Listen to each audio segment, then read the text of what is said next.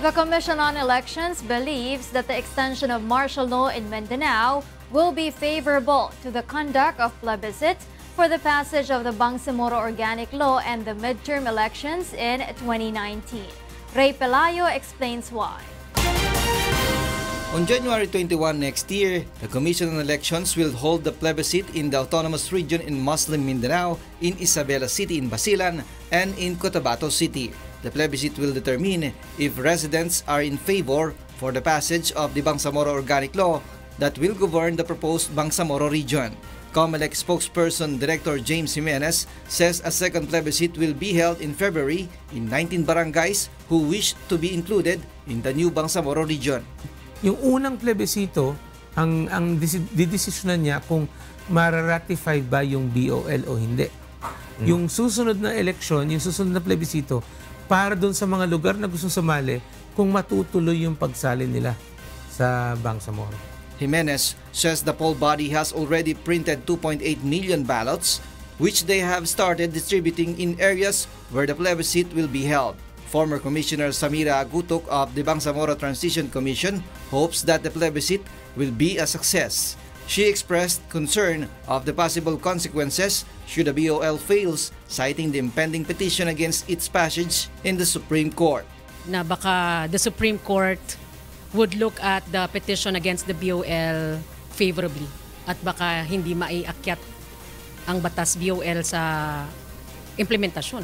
So pagka walang BOL at walang boto ng yes ngayong January ay baka balik tayo sa ARM at magkakagulo ang Mindanao ulit.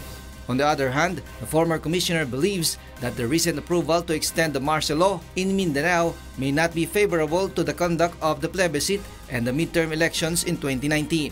Martial law will not help a free and shared democratic debate over BOL. Some opposition personalities who are running in next year's election agreed with Gutok on the matter. Sa buong panahon na nasa ilalim ng martial law ang Mindanao, hindi umangat ang kabuhayan ng mga kababayan natin doon. Kinakatakot natin dito, bumababa yung batayan sa pagdedeklara ng martial law. Kaya pwedeng na ikasana yung lahat ng elemento para magdeklara ng isang nationwide martial law. Pag sinabi natin martial law, that is an emergency power. May emergency pa ba sa Mindanao? Despite the oppositions, the COMELEC and the Palace believe that the extension of martial rule in Mindanao will benefit both the conduct of the plebiscite and the 2019 midterm elections. From the point of view of election administration, nakabuti pa actually ang martial law, kay Daniel. No?